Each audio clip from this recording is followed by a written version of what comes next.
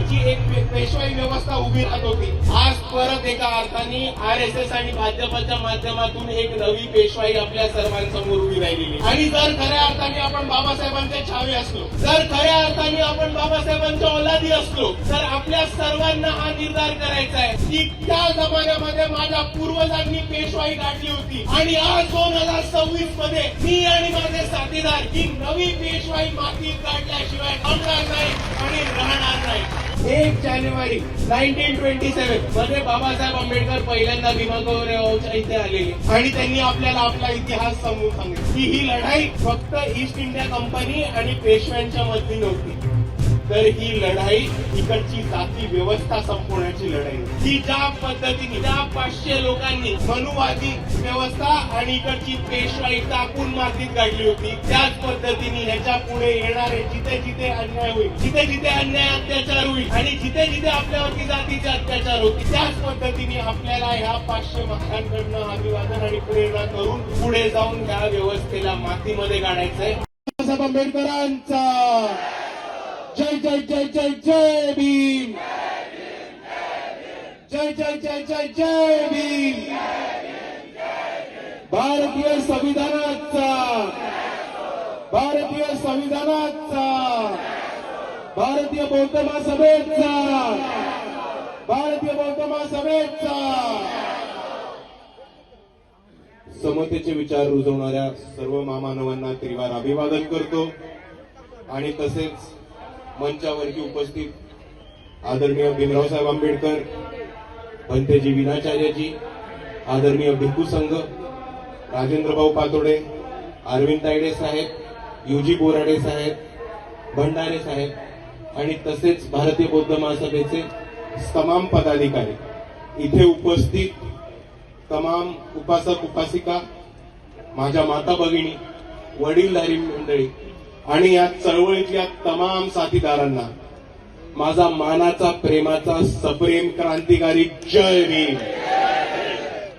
मित्रांनो, जर आपण आज इतिहासाची पुस्तकं बघितली, जर आपण आज इतिहास बघितला, टेक्स्टबुक्स बघितले आणि जास्तीत जास्त झालेले प्रकाशन आणि इतिहासाची नोंद बघितली, तर आजही इतिहासाच्या नोंदमध्ये, शाळेच्या टेक्स्टबुक्समध्ये, सगळ्या इतिहासाच्या पुस्तकांमध्ये आजही भीमा कोरेगावचा लढा, भीमा कोरेगावचं युद्ध हे East India Company versus Peshwa regiment of Maratha empire अशी नोंद केली जाते.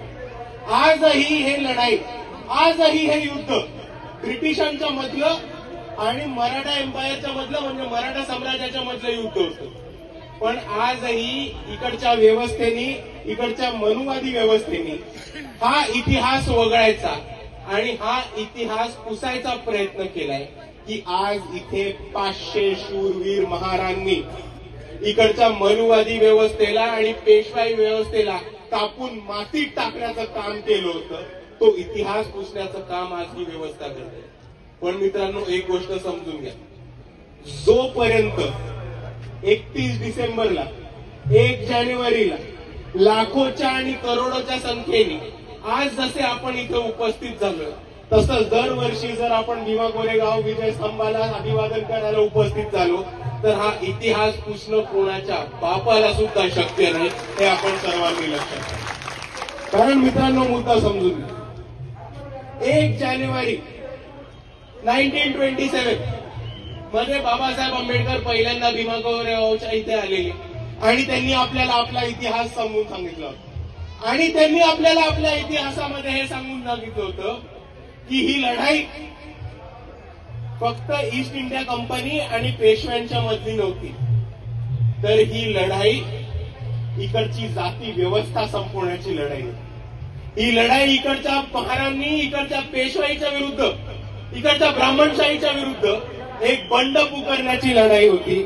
आणि त्याचबरोबर ही लढाई एका बंड पुकारण्याच्या प्रतीकाची लढाई होती. आणि म्हणून आज फक्त महाराष्ट्रात नाही तर अख्ख्या भारतामध्ये आपण भीमा कोरेगावचा विजय स्तंभ हा लढायांचा, योद्धांचा आणि आपण जो बंड पुकारलाय त्या बंडाचं प्रतीक म्हणून आपण साजर करतो. आणि म्हणून मी आपल्या सर्वांना एवढंच सांगू इच्छितो की आज आपण जे इकडे जमलो ते भीमा कोरेगावच्या 500 शूरवीरांना वंदन करायला, अभिवादन करायला जमलोय. पण आपल्या सर्वांची ही जबाबदारी असली पाहिजे की ज्या पद्धतीने त्या शूरवीरांनी इकडच्या व्यवस्थेला, मनुवाद्यांना, पेशवाईला अंगावरती घेतलं, छातीवरती घेऊन इकडच्या पेशवाईला पराभव केला, इकडच्या पेशव्यांच्या सैन्याला कापून इकडची जात व्यवस्था, पेशवाई आणि मनुवादी व्यवस्था ही मातीत गाडली. तो इतिहास आपल्याला पुढे घेऊन जायचा आहे आणि त्याच 500 शूरवीर महाराजांकडनं आपल्याला प्रेरणा देऊन, अभिवादन करून हा संकल्प पुढे चालायचा आहे की ज्या पद्धतीने त्या 500 लोकांनी मनुवादी व्यवस्था आणि इकडची पेशवाई टाकून मातीत गाडली होती, त्याच पद्धतीने ह्याच्या पुढे येणारे जिथे जिथे अन्याय होईल, जिथे जिथे अन्याय अत्याचार होईल आणि जिथे जिथे आपल्यावरती जातीचे अत्याचार होतील, त्याच पद्धतीने आपल्याला ह्या 500 महाराजांकडनं अभिवादन आणि प्रेरणा करून पुढे जाऊन ह्या व्यवस्थेला मातीमध्ये गाडायचंय आणि जातीवाद संपवायची आपल्याला संकल्पना करायची. एवढा आज आपल्याला महत्वाचा संदेश घेऊन जाईल. कारण मित्रांनो, मुद्दा समजून घ्या. मुद्दा अतिशय सोपा आहे. जर त्या जमान्यामध्ये 500 महाराजांनी अख्ख्या पेशव्यांच्या सैन्याला अंगावर घ्यायची हिंमत दाखवली असेल तर तो आपल्याला एक प्रेरणा देतोय आणि तो आपल्याला आपली पुढची दिशा दाखवतो. आज आपण प्रत्येक पावलावर, प्रत्येक क्षेत्रामध्ये, प्रत्येक विषयामध्ये आपण पुढाकार केलेला आहे आणि आपण आपली तरक्की केलेली आहे. पण आपण आपल्या खऱ्या अर्थाने तरक्की आणि पुढाकार जोपर्यंत नाही करू शकत, जोपर्यंत जसं बाबासाहेब आंबेडकरांनी सांगितलं तसं आपण शासनकर्ती जमात नाही म्हणून.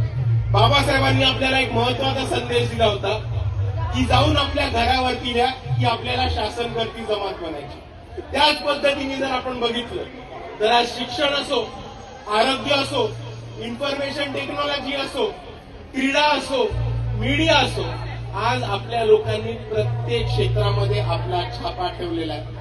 फक्त आपण शासनकर्ती जमात राहिलो. म्हणून मी आपल्या सर्वांना एवढीच विनंती करतो की आज आपण भीमा कोरेगाव इथे विजय स्तंभाच्या खाली लावू, हीच आपण एक आश्वासन देऊ आणि आपण सर्वांना हे आश्वासन देऊ की जसं बाबासाहेब आंबेडकर म्हटले होते, त्यांच्याच विचारावरती चालू, त्यांच्याच स्वप्नावरती चालू, आपण एक दिवशी स्वतःला शासनकर्ती जमात म्हणून इकडे महाराष्ट्राच्या राजकारणामध्ये प्रस्थापित करायचंय म्हणजे करायचं. आणि म्हणून मित्रांनो, आज आपण इथे एक महत्वाचा संकल्प करूया.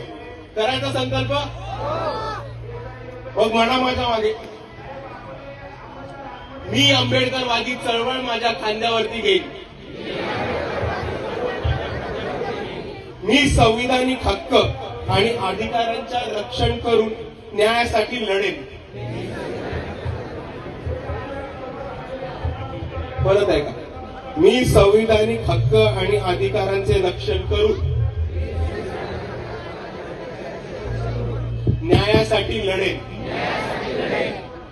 मी आंबेडकरवादी विचारांच्या लोकांना सत्तेत बसवेन. मी आंबेडकरीवादी लोकांना सत्तेत बसवेन आणि मी सत्ताधारी बनेन. आणि मी सत्ताधारी बनेन. आणि मित्रांनो, जाता जाता मी आपल्या सर्वांना एवढाच संदेश देतो की आता आपल्या सर्वांसमोर स्थानिक स्वराज्य संस्थेची निवडणूक आलेली. 15 तारखेला महानगरपालिकेचं इलेक्शन आहे आणि ह्या इलेक्शन मध्ये आपल्या सर्वांना नुसता एकच निर्धार करायचा आहे, एकच संकल्प करायचा आहे की माझा इकडनं जो माणूस निवडून येईल तो फक्त आणि फक्त आंबेडकरवादी विचारांचा असला पाहिजे आणि तो फक्त आणि फक्त संविधानाच्या रक्षणासाठी काम करायला असला पाहिजे. कारण मित्रांनो, ज्या पद्धतीने इकडची एक पेशवाई व्यवस्था उभी राहत होती, आज परत एका अर्थाने RSS आणि भाजपच्या माध्यमातून एक नवी पेशवाई आपल्या सर्वांसमोर उभी राहिलेली. आणि जर खऱ्या अर्थाने आपण बाबासाहेबांचे छावे असलो, जर खऱ्या अर्थाने आपण बाबासाहेबांच्या औलादी असलो, तर आपल्या सर्वांना हा निर्धार करायचा आहे की त्या जमान्यामध्ये माझ्या पूर्वजांनी पेशवाई काढली होती आणि आज 2026 मध्ये मी आणि माझे साथीदार ही नवी पेशवाई मातीत काढल्याशिवाय थांबणार नाही आणि राहणार नाही. आणि म्हणून इकडच्या संविधानाच्या रक्षणाकरताना सर्व माणसांना मला एकच संदेश द्यायचा आहे की जर कोणी अन्याय अत्याचार करायला उभा राहिला, जर कोणी जातीवाद करायला उभा राहिला किंवा जर कोणी इकडच्या एसटींना ओबीसींना दाबायला उभा राहिला तर त्यांना एक गोष्ट फक्त ठामपणाने सांगायची आहे की आम्ही बाबासाहेबांचे छावे आहोत, आम्ही बाबासाहेबांच्या औलादी आहोत आणि आम्ही बाबासाहेबांच्या विचारावरती चालत राहू आणि संविधानाच्या मार्गाने लढत राहू. पण हे नका विसरू की आम्ही बाबासाहेबांची औलाद आहोत आणि दुसऱ्या बाजूला आम्ही सिद्धनाथ महारची पण औलाद आहोत. आणि म्हणून जर कोणी आरे केलं तर त्याला कार्य केल्याशिवाय थांबणार नाही. आणि जर कोणी परत इकडे नवीन पेशवाई उभी करायची ठरवली तर त्याला मातीत गाडल्याशिवाय थांबणार नाही. एवढं म्हणून मी माझे 2 शब्द थांबवतो. आपल्या सर्वांना माझा जय भीम, जय संविधान. आपल्या सर्वांना शौर्य दिनाच्या खूप खूप शुभेच्छा देतो आणि नवीन वर्षाच्या सुद्धा शुभेच्छा देतो. जय भीम, जय संविधान.